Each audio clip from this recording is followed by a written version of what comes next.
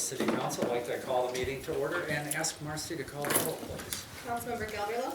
Here. Merringa. Here. Nordhook. Here. Steenstra. Here. Truist. Here. Vanderwall. Here. And Mayor Mas. Here. Well, tonight for the invocation, we have Councilmember Tim Steenstra. So for those of you who wish, I'd invite you to stand for the invocation. We're going to follow that with a pledge of allegiance. Creator God, we pause a moment at the beginning of this meeting to praise you and give you thanks for this time and this place. It's the start of a new year, and we look forward to your blessings. We thank you for your goodness in the past year. We thank you for all that you do for us, and we thank you for our city. We thank you for our leadership team. We thank you for the employees. We thank you for the citizens, and we thank you for helping this be a great place to work and live. And again, we ask your blessings in the new year, and we especially ask you for peace on your good earth. We pray this in Jesus' name. Amen. Amen. I pledge allegiance to the flag of the United States of America and to the republic for which it stands, one nation, under God, indivisible, with liberty and justice for all. Thank you, Tim. Appreciate it very much. You have before you the agenda for tonight's meeting. Is there a motion to approve the agenda? Support. Motion and support. Any discussion? All those in favor, please say yes. Yes. Yes. Any opposition, please say no. We also have the minutes from our last meeting, December 19, which was a while ago. You've had a chance to take a look at those minutes. Is there a motion to approve those minutes? So moved. Support. Motion and support. Any additions, corrections, anything anybody wants to point out? Marcy, great job, as always. All those in favor of approving the minutes from the December 19 meeting, please say yes. Yes. Any opposition, please say no. Okay, next thing, bills tonight. It's kind of a substantial amount, a little over $824,000. Dennis, anything you'd like to, before we open it up for questions, anything you'd like to point out, or for Jane, either one of you? No, there were a couple of the substantial construction payments that were due for projects that are ongoing. Other than that, there aren't any special notes to make this evening. Jane, any comments? Okay. Council, is there a motion to, or any questions for Dennis or for Jane on any of the bills? Okay, is there a motion to approve the bills tonight in the amount of $824,920.58? So moved. Support. And support. Any final questions, comments? Marcy, would you call the roll, please? Councilmember Merringa. Yes. Nordhook. Yes. Steenstra. Yes. Truist. Yes. Vanderwall. Yes. Grandville. Yes. And Mayor Mas. Yes. Well, tonight we have a presentation about police recruitment program. And Chief, I think you're going to do that, and we're anxious to learn more about it. Thank you, Mr. Mayor.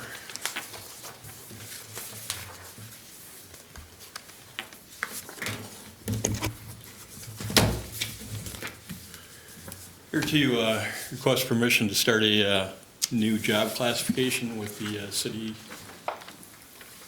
Marcy? Is it blue screen? That's your computer. It should be.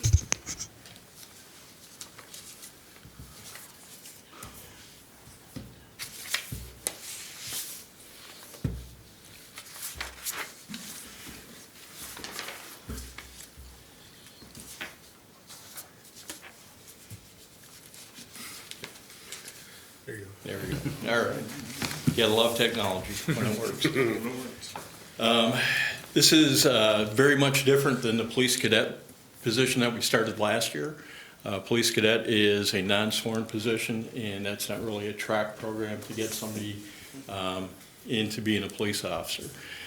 Police recruit is an individual that has been screened to the Michigan Commission on Law Enforcement Standards current hiring practices. It is a position, has to be a full-time employee that is hired and sent off to a regional police academy. The academy that we would end up using would be Grand Valley. We do have two that are local, Grand Valley and Grand Rapids Community College. The way the grant is set up, it has to be full-time, and the community college program is a part-time. They are currently working with the state to try and make some changes to allow that in the grant, but currently the way the grant sits, it has to be a full-time employee, so that limits it to full-time regional academies. Regional academies run anywhere between 13 and 16 weeks. Grand Valley's academy is currently at 15 weeks. Why are we looking at changing this? As you're well aware, we've had open police positions for the last 5 months. Out of that hiring process, we had a very small number of applicants. I believe the number was 6. Out of that 6, we only felt comfortable interviewing 3. We took 3 to interviews. Out of the interviews, we felt comfortable moving to the backgrounds, and out of that process, we have one that we're going to be tendering a conditional offer of employment on Wednesday. So that still leaves us 1 open position. The hiring pool of licensed officers is greatly decreasing. Currently, Grand Rapids Community College is operating at 50% capacity. They run a daytime and nighttime academy.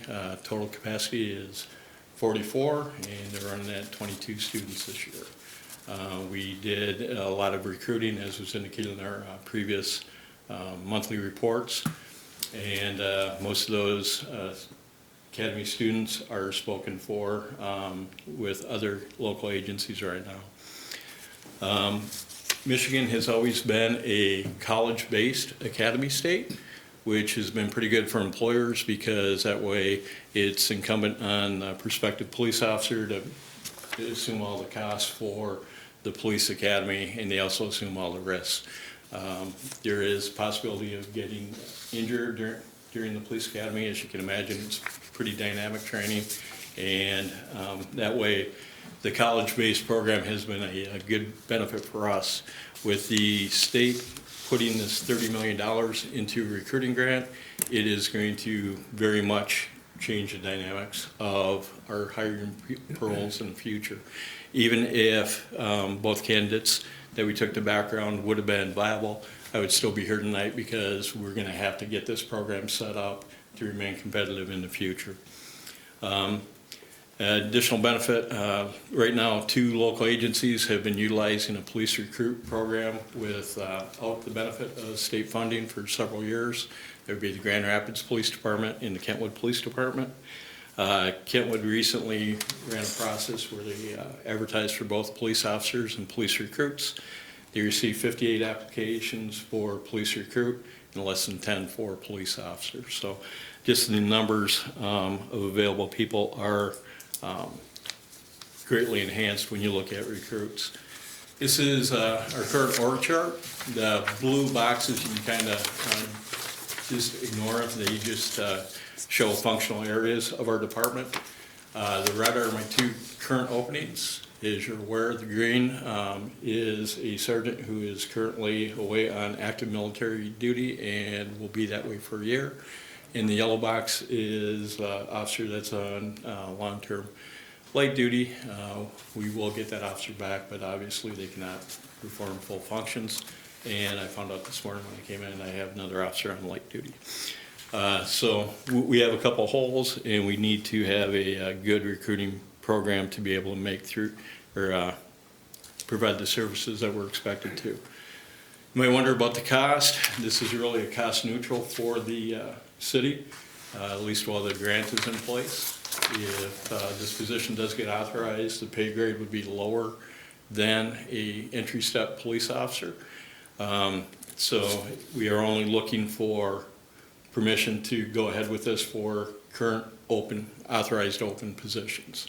We're not looking at adding additional through this process, at least right now, and so it would be cost neutral. The grant allows up to $20,000 for academy costs. We cannot use any of that to buy our uniforms. It will pay for academy uniforms, all that. Currently, Grand Valley's costs are about $10,000 to $12,000 for the police academy. So the $20,000 that's allocated in the grant will more than cover those costs. They do provide a whopping $4,000 towards wages, and as you can well imagine, in a 15-week full-time academy, that's not going to come close to it. However, we do already have the wages authorized at the police officers' rate. Currently, each agency, the way the grant was written, can apply for 25 positions under this grant. You can only apply for a position, or can apply for grant funding when you already have somebody selected and ready to start the academy enrollment process. So that's why we need permission to get going with this. Some of the action steps that we need to do is to create a job classification of a police recruit. I submitted a draft to Jana, our HR assistant. We're looking at establishing the pay rate for that position to be the midpoint of the B grade and the city pay scale. That puts us close to all the other police recruits and slightly lower, but that's matching where our police officers are with the other local agencies as well. It puts us in the ballpark, so we can at least be competitive that way. We'll have to post the position as soon as possible. If you approve this, tomorrow morning I'm going to be notifying Grand Valley that it would be our intent to enroll a police recruit in the Fall Police Academy, which begins at the end of August. And then we would have to spin up our recruitment and selection process. We have to have the individual selected and majority of the screening done by July 1st, because that's the academy cutoff date to be able to get them enrolled into the college process. And they begin the, I'm sorry, that's a typo, begin the academy on August 28th. If everything goes well, we get the person through, we won't see a true benefit of this individual being hired until approximately April 4th, 2024. Because go through the police academy, graduating on December 8th, orientation of 4 days, which is standard, and then go into a 12 to 16 week field training program. So it is important that we get started as soon as possible. However, the benefit is we're still looking at over a year before this person will be on the street being able to function as a solo police officer. That's kind of it in a nutshell. I'll be more than happy to try to answer any questions for you. Questions for Paul about the program? Josh? I have a few questions, Chief. Sure. So it sounds like a good program. Just want to make sure I understand what we're talking about here. So essentially, this is kind of like a work-study program. They get hired into the city, and then this grant will help cover the cost of their tuition, and we'll be paying them full-time while they're in school. Is that how it works? Yes, not quite under that terminology, but yes, it does cover the complete academy costs, and it will provide up to $4,000 for wages. Okay, would we also be paying their full-time wages as an officer while they're in school for those 15 weeks? Yes. In addition to the 4,000? Yes, they have to be a full-time employed, city employee to be able to participate in this. So full-time wages, benefits, and all that? Yeah. Okay. Do they have a commitment to stay working for us for a period of time after they're done with the academy, or what's? I wish. What keeps us, you know? 'Cause The way the grant is written, you cannot write in any clauses that would require them to pay back any of the tuition or any of the wages. So so you can do up to 25 of these per agency, you said. Is your vision to kind of do this like one at a time, or as positions are open? Would you be looking for additional FTEs at some point for this, or are you just thinking of filling open positions that currently exist with? Right now, we're looking at current positions as we're spinning up, getting ready for the next budget year. In full disclosure, we will be asking for one more full-time employee, and it would be good to, if we get two high-quality candidates out of our selection process, it would be good to send them together. When the reasons for that is that way they have a little nucleus, so the other larger city agencies won't try to pick them off and, hey, come on over and work for us when you get out of the academy, so. Are they, my last question, I guess, is we'll open it up to anybody else here, but are they doing any kind of productive work while they're in the academy, or is that kind of their full-time job then for that? The academy is full-time, and that's why they can get through it in 16 weeks versus the community college one, which runs from from August through April. This one pounds it out in 15 weeks, so it is full-time. So essentially, just to break it down, I guess we'd be paying an employee full-time wages to be in school for 15, 16 weeks, and then Yep. they would start working here, going through the training process. That would be the same for any other new officer at that Correct. point, right? So, okay. Thank you. Just an observation, this sounds like a great program, and it sounds very practical, because you've had, I mean, every police department has been having trouble getting officers. So this sounds like a very pragmatic way. And as shown by the numbers, 58 versus 10. Yeah. So was this something that the police went to the legislators or whoever and said, hey, you need to help us out here, this is a practical dollars and cents way to get more officers? I'm not sure where it spun up. I wish they would have talked to more police officers, because we would have explained that the police academy does not cost $20,000, and if you could help us with wages, it would be a lot better. I do think it'll be very beneficial for us in our last recruiting wave. I spoke with a gentleman who is currently a full-time teacher at a local school district, former military, a helicopter mechanic, who wants to get into a more direct public service area. Not that teachers aren't public service, but he just being married and having a family, he can't afford to quit, go through the academy and not have an income source. So I did, at that time, not knowing that we were going to be looking at spinning this up, tell him that, Grand Rapids and Kentwood at that time both had processes open. He said that he was well aware of them, but was not interested in those agencies for whatever reason. So, I do think that we will have a lot of interest in this position. I think it will be a benefit for us in the long run. There'd be a possibility, especially if they change the grant funding to allow the CC type academy, because then we could possibly work it into our cadet. And if we had an upcoming opening, extend the cadet to a year-round, work them through the summer, and then put them in through CC's academy. And then in that case, we would be able to get some work out of them for the offset of the full-time hours. Yeah. So. Other questions for Paul? Justin? Yeah, a lot of them were covered by Josh, but I saw that it was a non-represented position, so I just wondered how the bargaining unit felt about it. Yeah, we like we always do. We have a good working relationship with both of our units. We went with them, or met with them, saying, hey, this grant funding's going to be available. You guys know that trying to recruit licensed really isn't getting us where we need to be staffing wise. What's your viewpoint? And they were all for it.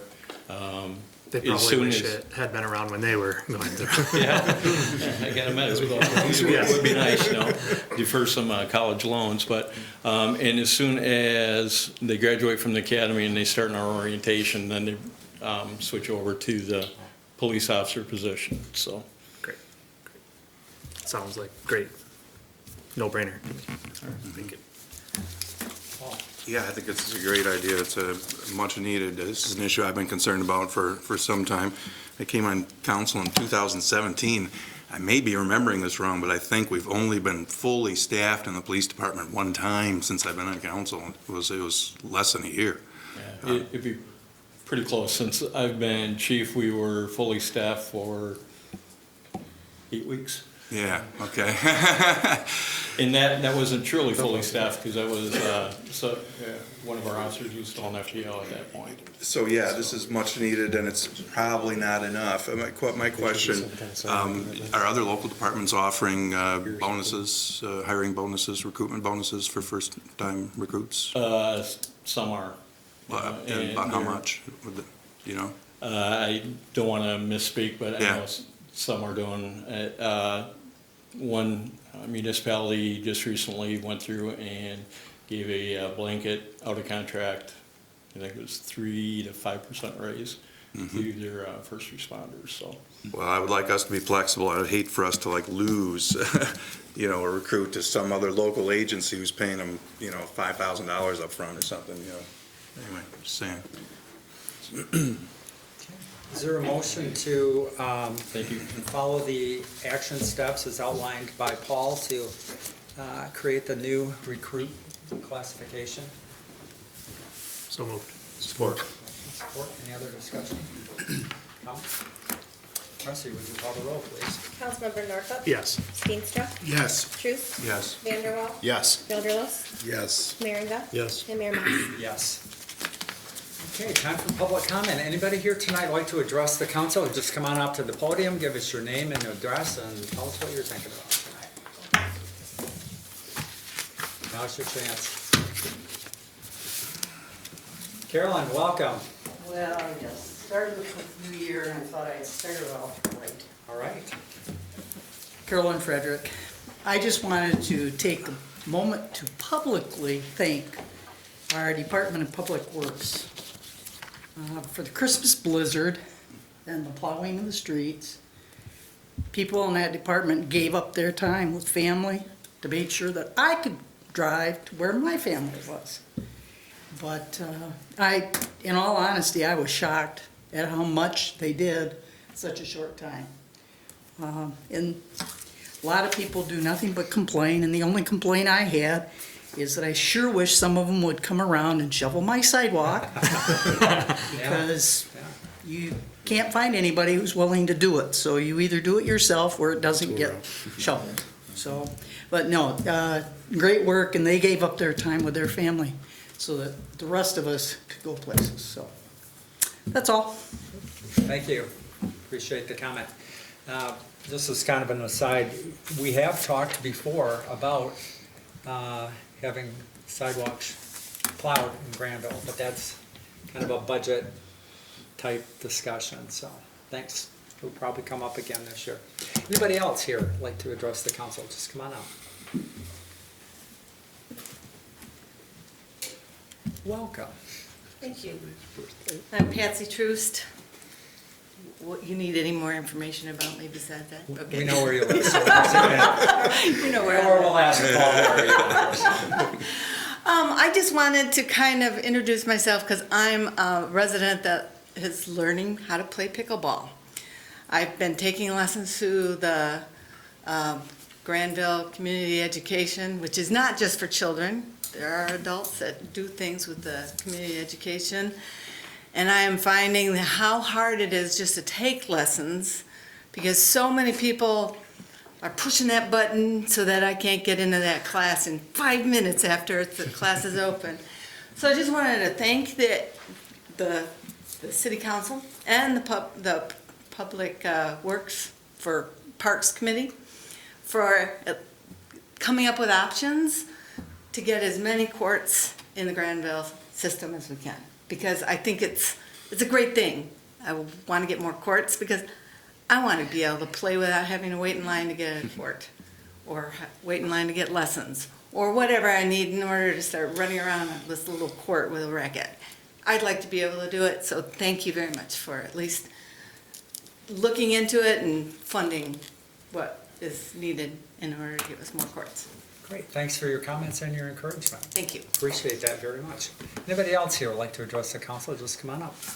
Oh, sure, such a warm invitation, how could I refuse? You know, really, welcome. Thank you. I wasn't planning to make a comment, although it did occur to me after I sat down that maybe I should. My name is Mitch Leachman. I live in Basswood, and I just came back to Michigan after over 30 years of being away in Missouri and Virginia. Grew up in Saginaw. My parents are still up there. And when my wife and I decided to move back north because we both like snow, and we arrived in between the two storms. I knew that we didn't want to move back to Saginaw, no offense to my family and my relatives up there. And my brother lives in the Detroit area. And I love my brother, but I didn't want to live in the Detroit area. And we've been just so thrilled about our experience so far in West Michigan. She moved up in April. She was in Byron Center for a while, and then we bought here in Grandville in the end of August. And I didn't get here again until the end of December. But everybody we've met in the city, outside the city, elsewhere within West Michigan, it's just been a tremendously positive experience. My time in Grandville, I second the comments about Public Works. I second the comments about the sidewalk, and I would add a comment of if only I could get Public Works to clean my driveway. But I want to put a plug in for trails. I'm an environmental conservation professional. Worked for a nonprofit for a number of years down in Missouri. Hope to continue that work up here. Like to talk to JR about environmental sustainability if you've got a few minutes later. But I want to put a plug in for trails, sidewalks. This is a tremendous community, what I've seen so far. Again, haven't been here very long, but I've become a huge fan of the Buck Creek Trail. We live near it, of course, over on Basswood. And somebody plows the sidewalk along Ivan Rest all the way down to 44 in the Parkway. Because of the school, right? And I don't know who does that. I don't know if it's a professional. I don't know if it's a city. Those guys do. The city does. Yeah. But that was tremendous to want to just go for a walk in the snow and have a cleared sidewalk out on the main avenue. So I've taken plenty of time. Again, warm, appreciative, welcome there. I hadn't planned on saying anything, but I'm looking forward to living here and to being a part of the community and being involved. Great, thank you. Yeah, welcome, Mitch. Yes, welcome very much. We're glad you're here. Anybody else like to address the council? Good evening, welcome. I am Jennifer Barnes, and I live on Whiting Street, but have my business here in Grandville, MGB Salon, which is right across the parking lot, kind of. Just wanted to come and maybe ask some questions and get some insight. Much like the other shoe, yes, I appreciate Public Works and everything for plowing, although we had a concern in the city parking lot right here behind the bank. We share it with Johnson's Carpet, Kriegel, Parable, Pfaff Jeweler, and this is the first time it's happened, but when they plowed after Christmas, they put all the snow in the front row, and there's 2 individual handicap parking spots, and those were blocked for about 3 days of us being open. So I just wondered if something had changed with the plowing, because usually it's pushed all the way to the back of the parking lot where there aren't parking spots. And of course, our biggest concern is the handicap parking not being available. To kind of piggyback on that, I wondered if there's any regulations or anything around handicap parking in that parking lot when they redid it last year. Looks great, but we only have 2 handicap parking spots close to a few of our businesses, and then Johnson Carpet has like 5 or 6 in front of their building. And just wondered if there was any way those could be allocated differently to kind of benefit all those businesses, or if that's something, it was pointed out to me today and I didn't even realize it, that when they redid it, one of the handicap signs is actually pointed at one of the medians. So it's not even pointed at a handicap parking spot. So technically we might only have 1 handicap for all those businesses there. So just kind of wanted to get some insight on the plowing and then how handicap parking works. Well, I see both our Department of Public Works Director is taking some notes, as is Matt, who works also with the Downtown Development Authority, and I see them both taking notes, so appreciate your comments, and feel free to check back with them or our city manager, and okay, unless you've got some answers right now. We will check into why it was plowed into the tank. No, it shouldn't be there. I'll look at the sign. And Matt, I don't know, do you have any sense of how the handicap spaces got allocated between the east and west side? Don't know the exact count, but I know it does meet the code for the number of handicap spots in each lot. The reason why we put a lot of them up behind Johnson's is because that's where a sidewalk is along the back of the buildings. It's kind of a centrally located area behind that area, so that any disabled person could easily get into any store using those spaces. Okay. Good. I appreciate your comments. Thank Yeah. you very much. And like I said, I see Charlie taking notes, so. Yeah. I Thank you. appreciate and I'm happy to be here as a business owner and hope to get more involved in the community and stuff. So thank you for letting me speak. Thank you very much. Anybody else here tonight like to address the council? Now's your chance. Last call. Okay. Next item on the agenda is under ordinances and resolutions. Something we've talked about for I don't know how many years, Matt? Let's see, I've been here for 25 years, so. Anyway, the floodplain regulations, so bring us up to speed again on that. Yes, thank you, Mr. Mayor. We've talked about the floodplain map for many years in Grandville. Our current map is March of 1982. That's a 41-year-old map now. Since 2004, Kent County and FEMA have been working on a new map. I've seen multiple drafts of what that map will be, but FEMA and the city of Grand Rapids fought for years over the height of the flood walls in downtown Grand Rapids. Because we're downstream, we couldn't have a new map. Meanwhile, Ottawa County adopted theirs in 2011, because this is a separate county. Even though they're downstream and get all of our water, they could adopt new maps in 2011. So we have the ordinance before us. I took the 1982 map. I put in the new date, which would be February 23rd, 2023, as well added the individual firm panels, so it's flood insurance rate maps. We call them flood maps. It's flood insurance rate maps is what the term is. So the panels that impact Grandville, the maps, I added those numbers in there as well. Pretty straightforward. If you have additional questions for me, I'd be happy to answer those. Okay, do we have a copy of that ordinance, or is it just something on the back of that? Short one.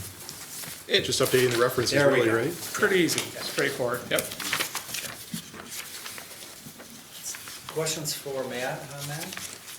I was just wondering, are these maps available online? That people can go and look at them at this point, or not yet? We're dealing with FEMA, the federal agency. Not the easiest to deal with. They didn't give us digital copies.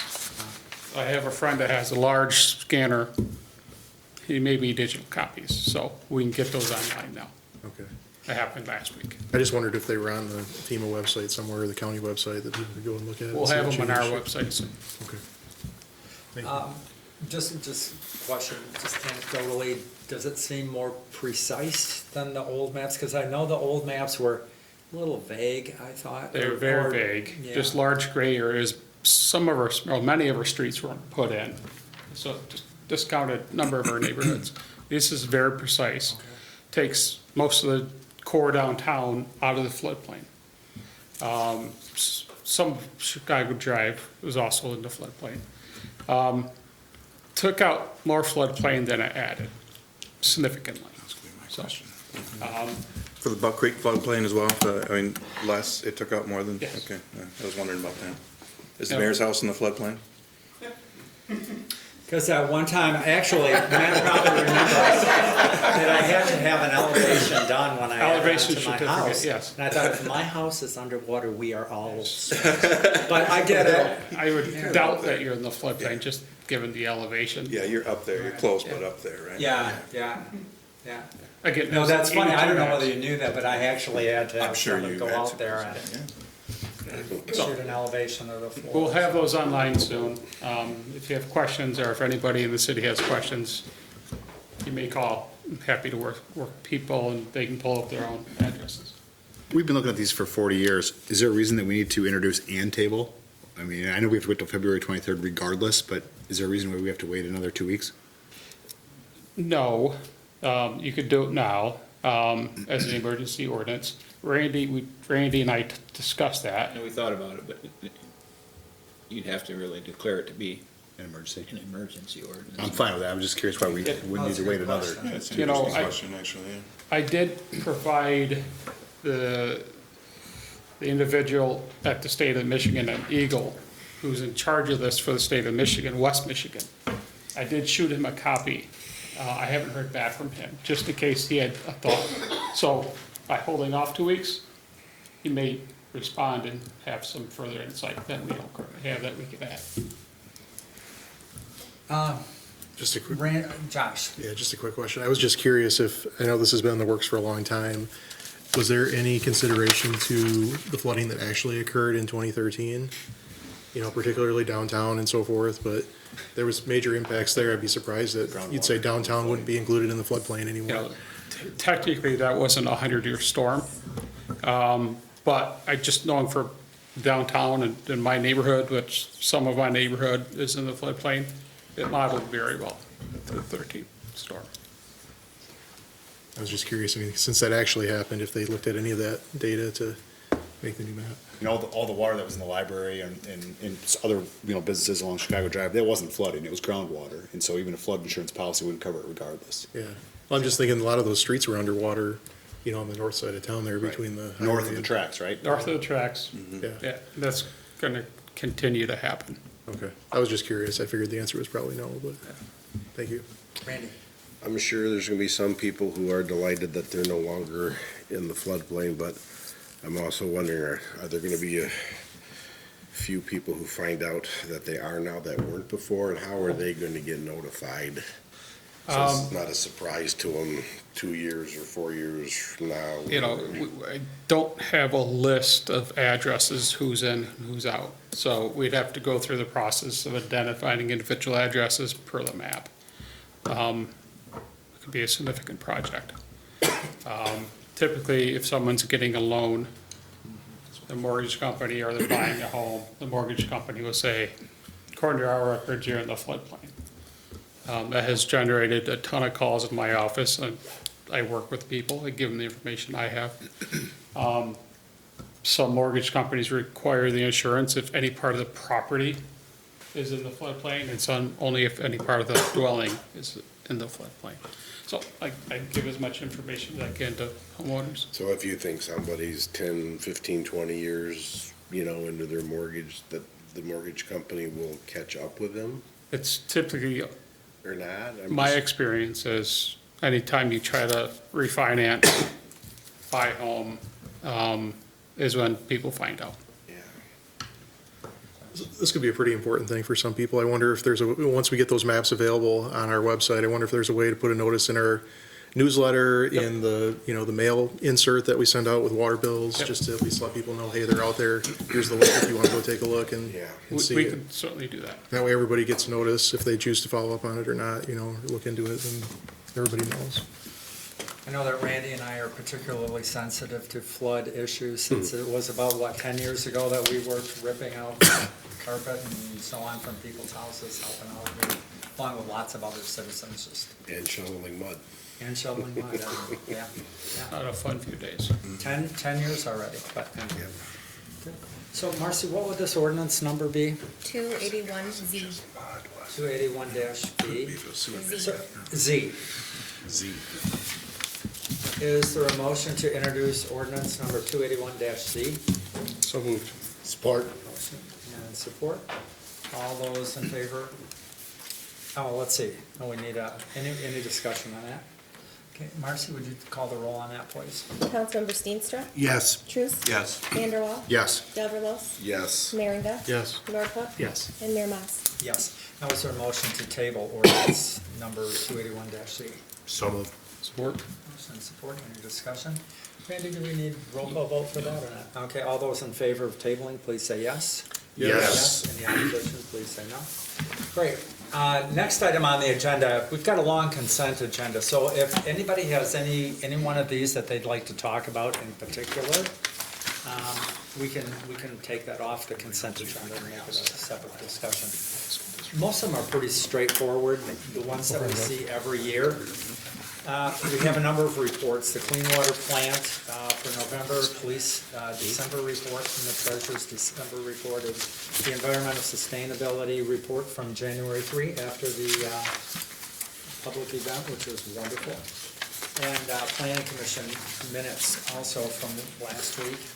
And then we have a number of authorizations and resolutions, a lot about collecting taxes, right, Randy?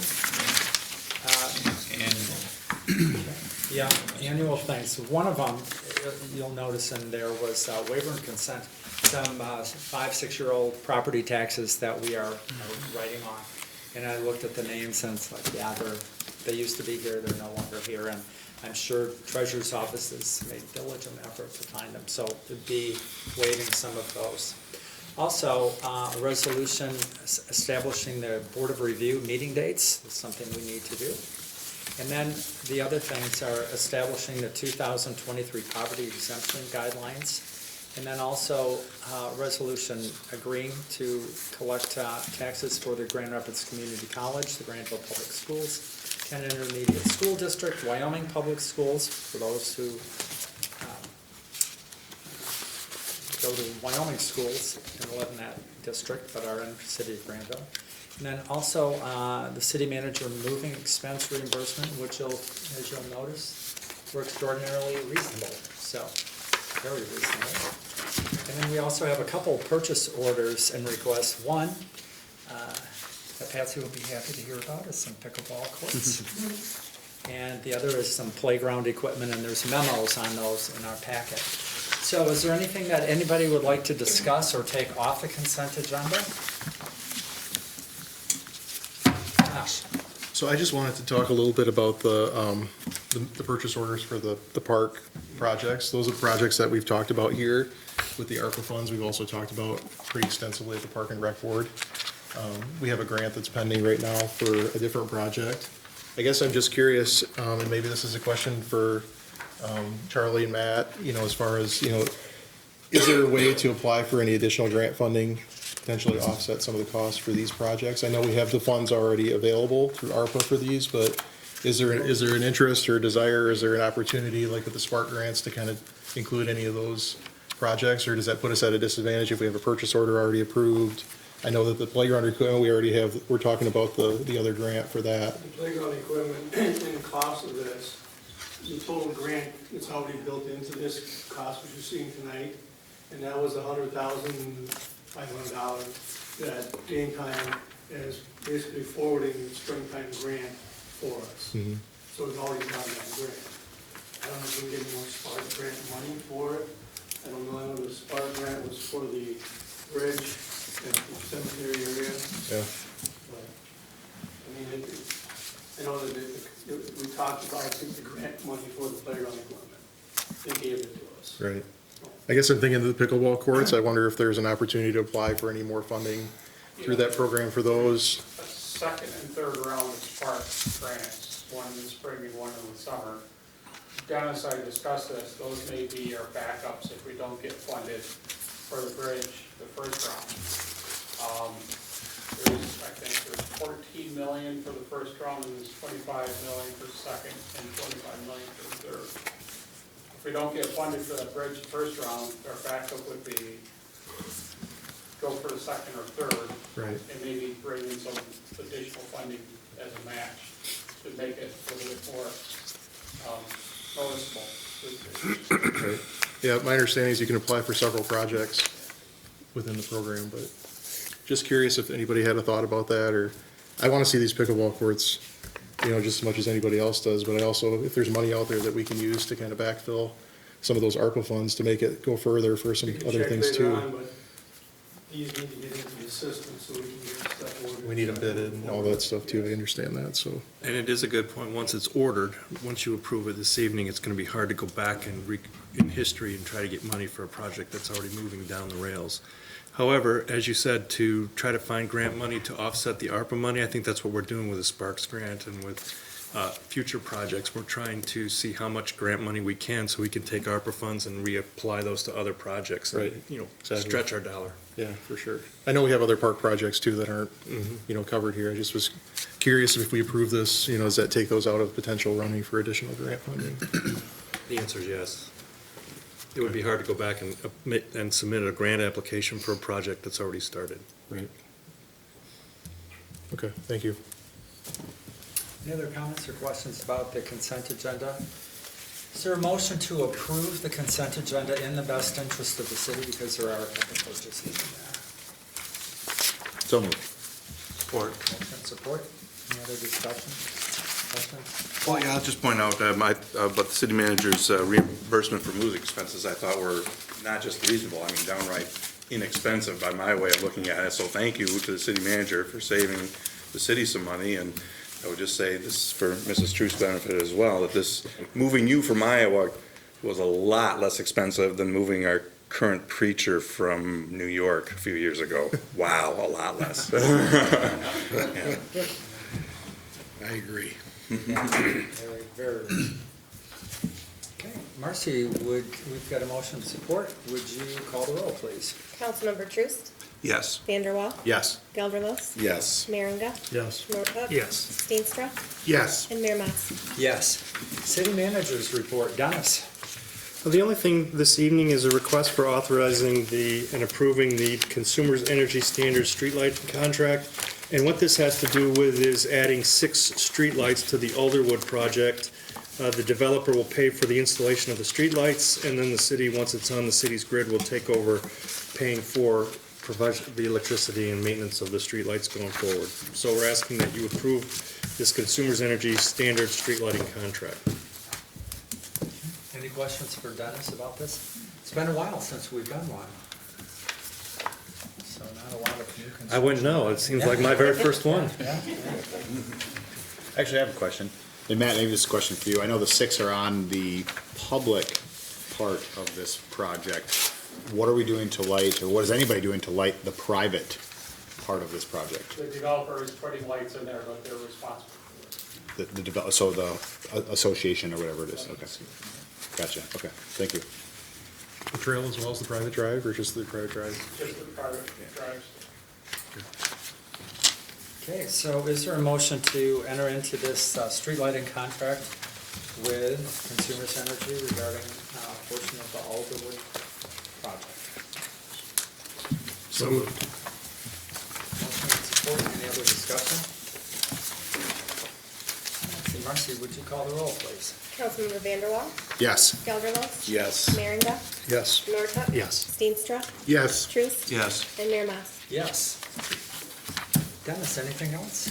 I just wanted to mention this evening, I included it in the manager's memo, but the quarterly strategic planning session, we have tentatively set for February 13th, and the topic of discussion will be housing.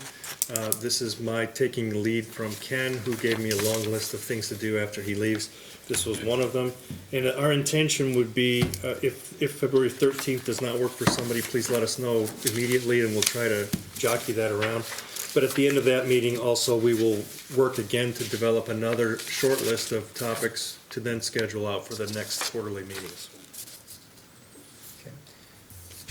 Is everybody planning on, I know we don't have our calendars in front of us, everybody planning on being here the 13th, second Monday? I think so. Yeah. Okay, good. Okay, time for council member comments. Jared, let's start with you. Well, I'm sure we'll all continue to praise DPW for their work over the holidays, so thank you, obviously. But just want to highlight our recycling event. When we set that event over at Harbor Foam, we said if we get 25 vehicles, that would be a massive success. We had 39 vehicles show up. This was in a 2-hour window. We collected 47 pounds of foam, which to them was a huge success, and over 800 pounds of cardboard, which that means we're both all really consumeristic when around our holiday purchases, but I think the residents and people who live in the area were conscientious about getting rid of that stuff. So we've set dates already for Earth Day and then again in December, so keep an eye on that and start hoarding away your cardboard and foam. It was a fun event too. Yeah. Will your Earth Day event include the electronics and textiles and other stuff like they did before? We're unsure. that was a goodwill partnership on that, and we were waiting to see if they're willing to help out on that. Earth Day does happen to fall on a Saturday, so if that it works with other partners in the area, we're happy to do that, but we have the date set already, and yeah. If it works, it's great. I think it was a burden for them, to be honest with you, the electronics. I mean, they got everything from 85-inch flat screens to, 60-year-old dehumidifiers, so they were not sure what to do with all this stuff, so stay tuned. It's nice to have a place to bring some of that stuff. That's true. Yeah, that's it. Well done. Yeah, I just want to thank Mrs. Troost for coming and addressing the council tonight with her concerns about pickleball access in this community. It's something that I have talked about before this body. You've all heard me say I would like to see some nods here that we are over tennised and under pickleball in this community. Have I not said that here? And that this is just the beginning of our dealing with this situation here, this dreadful situation here in Grandville.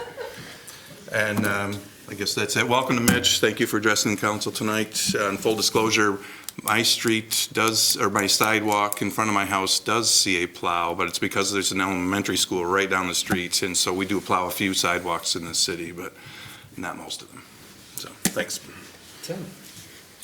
Well, thanks, Carolyn, for your comments highlighting the DPW, and then Jennifer, thanks for your attendance tonight and raising your concern too. That's it. Justin? Well, I wanted to just start by saying that I find it a little shameful that Paul is, trying to get someone's vote tonight by talking about this for the first time, as far as I know. But no, I'm just kidding. So, we can confirm he has brought that to our attention many times. And then also, I was really excited to hear Mitch speak tonight. I'm glad he's going to connect with JR because we do have a vacancy on the Environmental Sustainability Committee, and based on what you provided here, it sounds like you might have really good credentials for that. So maybe interested in serving the community in that capacity. So thank you for coming tonight. I was just going to say also thanks to DPW for the plowing. I was impressed at how frequently they came through the neighborhoods, on the holiday weekend. It really was helpful. I know those guys put in overtime and all that, but yeah, they did a really nice job. Lots of good compliments. I was reminded this week from the police department's post, but 2023 is actually the city's 90th anniversary, in addition to the police department's 90th anniversary. So I'm just kind of thinking, well, we probably should do something later on this year to celebrate. I think it's in September officially, but kind of a nice milestone anniversary for the city becoming incorporated. So maybe we can do something this fall with that. That'd be kind of fun. Other than that, Happy New Year, everybody. Well, I just sent out a text while we were all talking and to your question, and I will not be here February 13th. Okay, good. So, thanks for checking. For what it's worth, you can go ahead without me, I guess. You don't have to reschedule this for me. But yeah, I'm not available, so it takes a while for the gears to turn sometimes. But anyway, and somebody plowed my sidewalk too, and I was thrilled.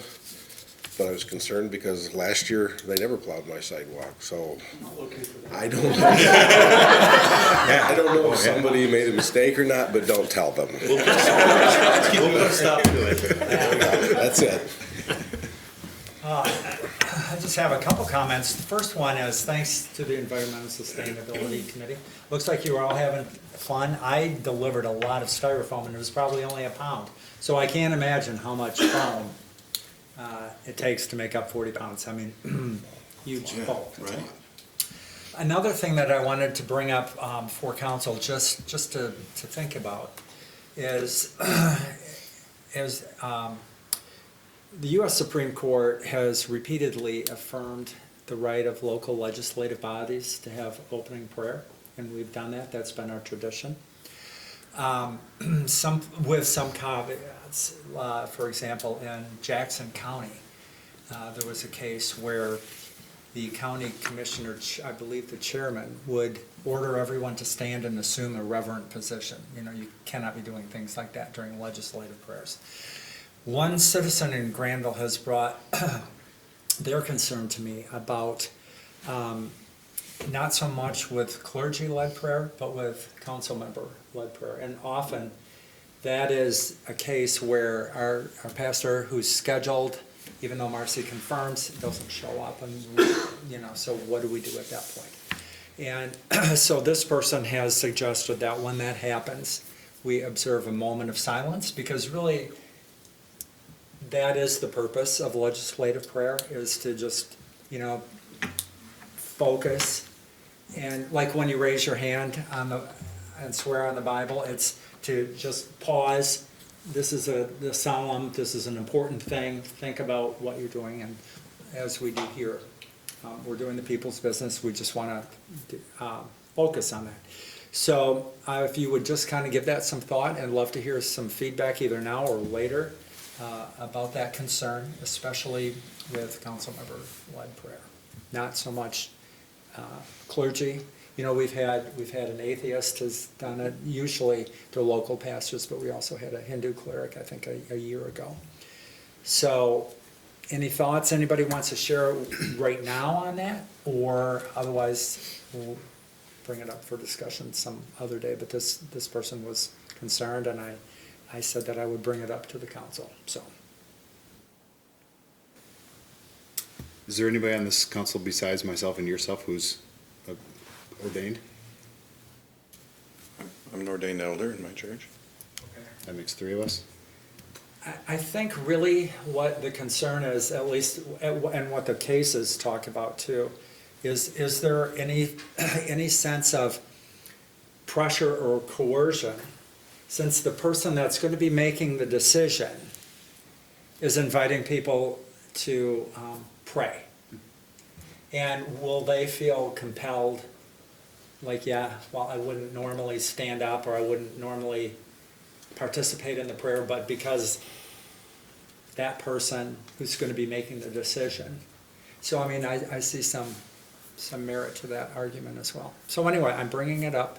Just no decision obviously has to be made tonight, if ever, but just bringing that concern of that citizen and to you, as I promised I would do. So, Randy. I do find a bit of irony that it's okay for a legislative body to have an invocation or a prayer as long as it's not by a member of the legislative body. Yeah. I think it's not prohibited, and Randy can speak to it as well. But is that getting kind of close to the line of what's acceptable, what is legal? Because I don't think any of us are looking for some kind of an entanglement. And so the concern from the citizen was more when one of us, even though we're all comfortable in doing that, when we are also making decisions at that meeting.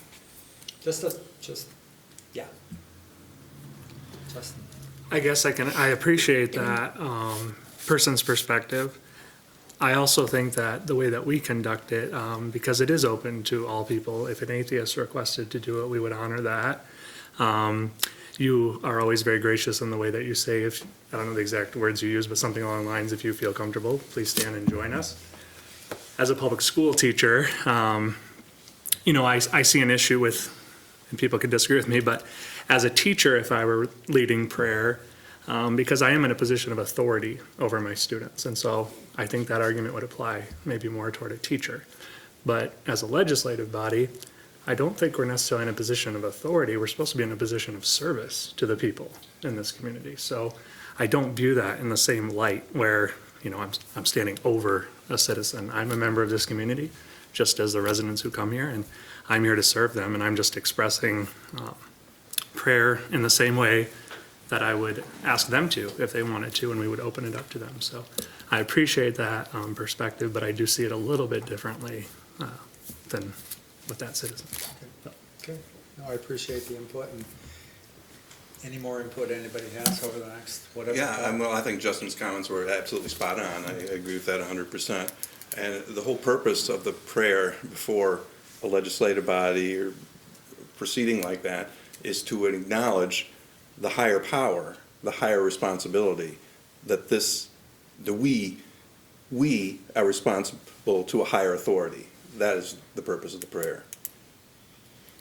And I'm all for it. Okay, good. I appreciate the input, and again, it can be ongoing input, so. All right, anything else? If not, is there a motion to adjourn? So Motion and support. All those in favor, please say yes. Yes. Yes. Any opposition, please say no. Great, thanks, everybody. Thank you guys for being here.